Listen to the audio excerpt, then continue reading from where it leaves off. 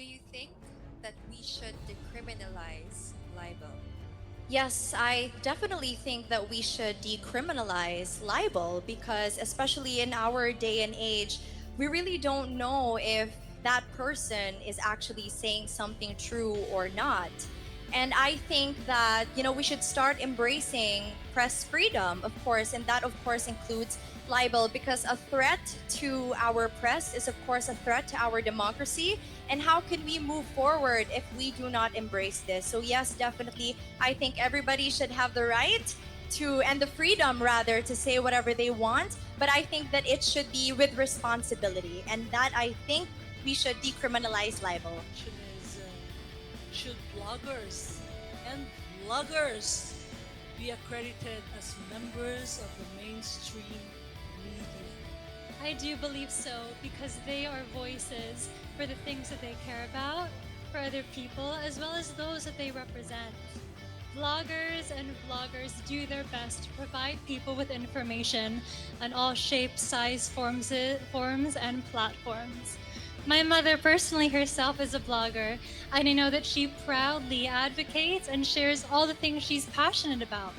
Anyone can be well educated on a subject if they are passionate and dedicated, and if people use credible sources, then absolutely. Thank you. What can we learn from celebrity breakups that expose their private lives to the public? We all have choices in this life, and to be a celebrity is someone to be of power, and to have power is someone who has authority. But it doesn't mean that they are not human. We should always respect people regardless of what they are going through, because you never know what they are going through with their private lives. And I think if we do this, we'll definitely become more collected together and respected for one another. Thank you. What do you think is the most inconvenient truth about climate change? Believe the most inconvenient truth about climate change is that we continue to neglect it. We continue to deny that it is happening, and that is why scientists nowadays are continuously trying to voice out the problems about climate change. That is why we must continue to educate the public on what actually is happening around the world. And then we agitate those in power, those who are taking the lead, so that they may continue to solve and create solutions for these problems so that we may transform our nation and finally solve this lifelong problem. Should the people within the LGBTQ plus community have the need to come out of the closet? Why or why not?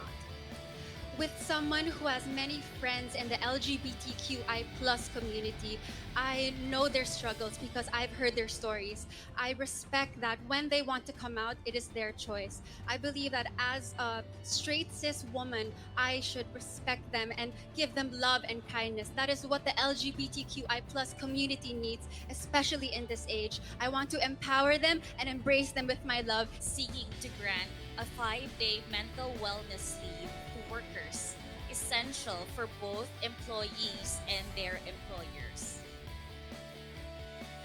A mental health illness is just the same as any illness, as you mentioned in our mental health talk a few days ago.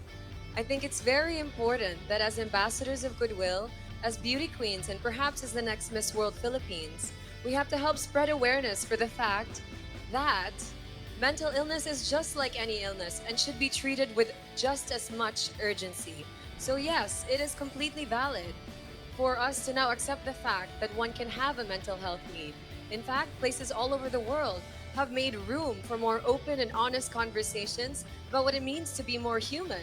Like in Spain, for example, we now have a leave for women who are on their periods. It is high time that we recognize that we are only human, and only then can we make a better world. Thank you.